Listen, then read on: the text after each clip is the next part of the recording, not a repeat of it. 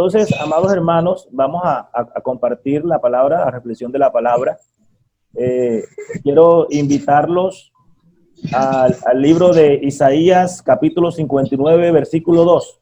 Entonces, vamos a hablar un poco hoy de la salvación.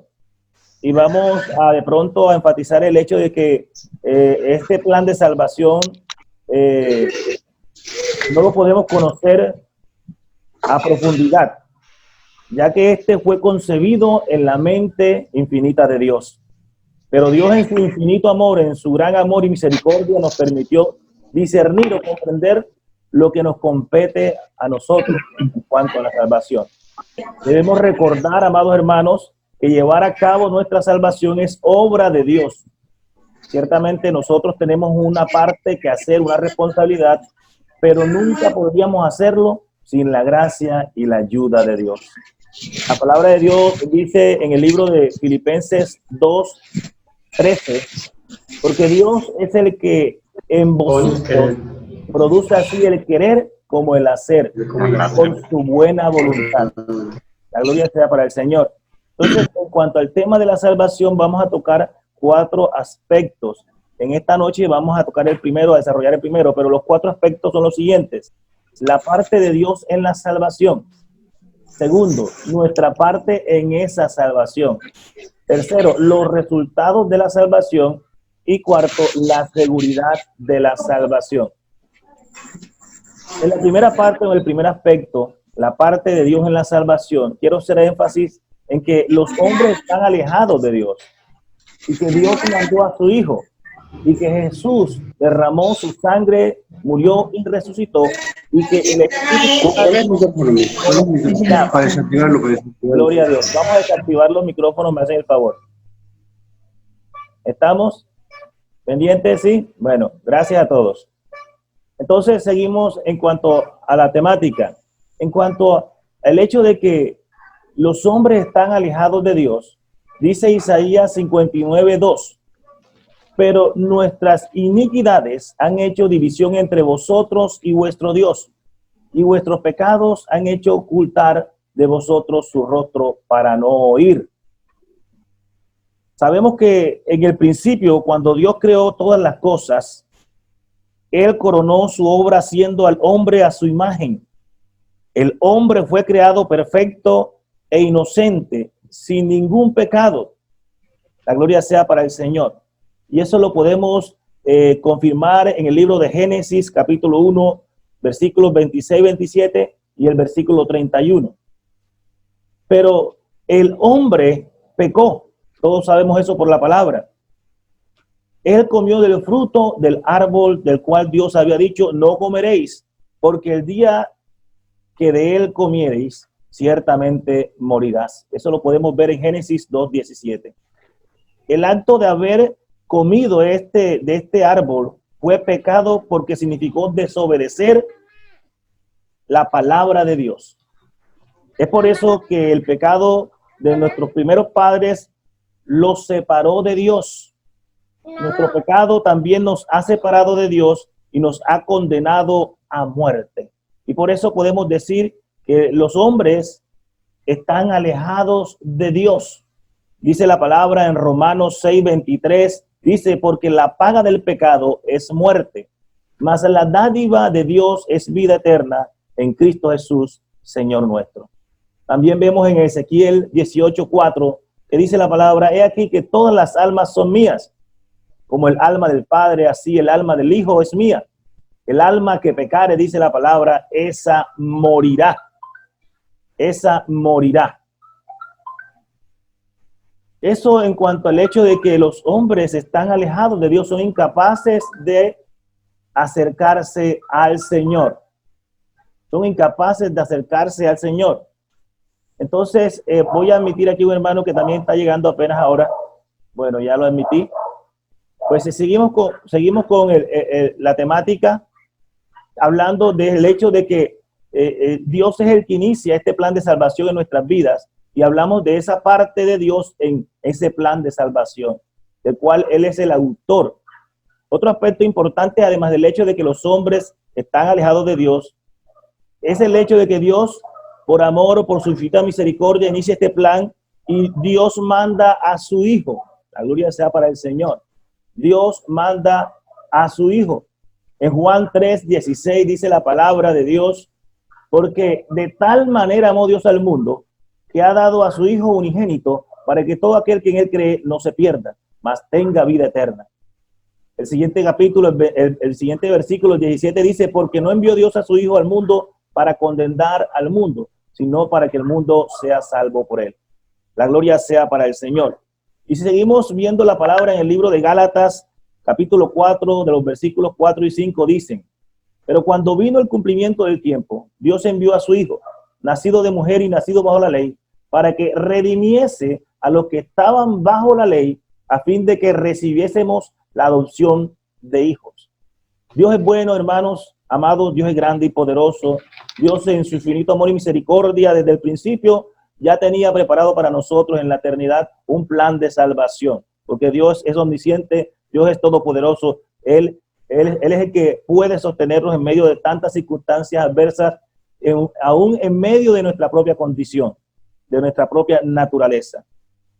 Dios es un Dios justo y su justicia demanda que cada pecador sufra la pena de muerte, eso lo sabemos. Adán y Eva fueron condenados a muerte por causa de su pecado. Sin embargo, en aquel mismo día que ellos pecaron, Dios prometió que enviaría a un Salvador. Dios sabía que ellos de ninguna manera podrían salvarse a sí mismos. Por más que tratemos, jamás podremos salvarnos a nosotros mismos. Eso debemos tenerlo claro. Por eso nuestra dependencia de Dios. Pero Dios, a causa de su gran amor, su misericordia y su gracia, ha enviado a su Hijo para salvarnos de nuestros pecados. Y cuando vamos a la palabra y leemos la carta de Tito, capítulo 3, versículo 5, dice la palabra, nos salvó, no por obras de justicia que nosotros hubiéramos hecho, sino por su misericordia, por el lavamiento de la regeneración y por la renovación en el Espíritu Santo. Y el libro de Mateo 1:21 dice la palabra, y dará a luz un hijo, y llamará su nombre Jesús, porque él salvará a su pueblo de sus pecados. Gloria a Dios. La gloria sea para el Señor. Esta fue la razón, amados hermanos, por la que Jesús vino al mundo. Él vino a buscar y a salvar, dice la palabra, lo que se había perdido. Y esto lo podemos confirmar en el Evangelio de Lucas 19:10, cuando dice, porque el Hijo del Hombre vino a buscar y a salvar lo que se había perdido. Y en la carta de 1 Timoteo 1:15 dice la palabra fiel y digna de ser recibida por todos, que Cristo Jesús vino al mundo para salvar a los pecadores, de los cuales, dice el apóstol Pablo, yo soy el primero. Gloria a Dios. Dios es bueno, amados hermanos. Dios es grande, Dios es poderoso. Y por ese inmenso amor mandó a su Hijo a salvarnos. No tenía la necesidad, pero en su infinita bondad lo hizo por amor a nosotros, por amor a su pueblo, por amor a su iglesia. Otro aspecto importante que quiero enfatizar o resaltar de esta parte que Dios asume en cuanto a la salvación es el hecho de que Jesús derramó su sangre, murió y resucitó. Jesús derramó su sangre, murió y resucitó. La palabra de Dios nos dice, amados hermanos, en Isaías 53:5, mas él herido fue por nuestras rebeliones, molido por nuestros pecados. El castigo de nuestra paz fue sobre él y por su llaga fuimos nosotros curados. La gloria sea para el Señor. Entendemos el sacrificio que hizo Jesucristo por nosotros, por nuestra salvación, por amor a nosotros, por obediencia al Padre. En la primera carta a los Corintios 15:3 dice la palabra, porque primeramente os he enseñado lo que asimismo recibí, que Cristo murió por nosotros, por nuestros pecados, conforme a las Escrituras. El versículo siguiente dice, y que fue sepultado y que resucitó al tercer día, conforme a las Escrituras. Gloria a Dios. Amados hermanos, quiero aclarar el hecho de que la justicia y la gracia de Dios estuvieron estrechamente relacionadas en el plan de salvación. La gracia de Dios envió al Salvador y su justicia quedó satisfecha cuando Jesús, gloria a Dios, quien fue santo y justo, dio su vida por nosotros. Él se convirtió en el Cordero de Dios para quitar los pecados del mundo. Lo podemos confirmar en Juan 1:29, que la palabra de Dios dice: el siguiente día vio Juan a Jesús que venía a él y dijo: he aquí el Cordero de Dios que quita el pecado del mundo. Bendito sea el nombre del Señor. Sabemos que en el Antiguo Testamento el pueblo ofrecía animales como sacrificio a Dios. Ahora Jesús ha derramado su sangre preciosa para expiar nuestros pecados y proveernos el perdón. Y es aquí donde la palabra en la primera carta a Pedro 1:19 nos dice: sino con la sangre preciosa de Cristo, como de un cordero sin mancha y sin contaminación. Bendito sea el nombre del Señor. También nos dice Efesios 1:7, en quien tenemos redención por su sangre, el perdón de pecados, según las riquezas de su gracia. La gloria sea para el Señor. Él, Jesucristo, es el cumplimiento de todos aquellos sacrificios, y siendo el sacrificio perfecto, ya no hay necesidad, dice la palabra, de ningún otro sacrificio. Y lo podemos corroborar en Hebreos capítulo 9, versículos del 24 al 26, dice la palabra lo siguiente: porque no entró Cristo en el santuario hecho de mano, figura del verdadero, sino en el cielo mismo, para presentarse ahora por nosotros ante Dios. Y no para ofrecerse muchas veces, como entra el sumo sacerdote en el lugar santísimo cada año con sangre ajena. De otra manera le hubiera sido necesario padecer muchas veces desde el principio del mundo. Pero ahora, dice la palabra, en la consumación de los siglos, se presentó una vez para siempre por el sacrificio de sí mismo para quitar de en medio el pecado. Bendito sea el nombre del Señor. Todo eso hizo el Señor, Dios Todopoderoso, por nosotros. Esta es la parte que Dios ha hecho en cuanto a nuestra salvación, en nuestras vidas.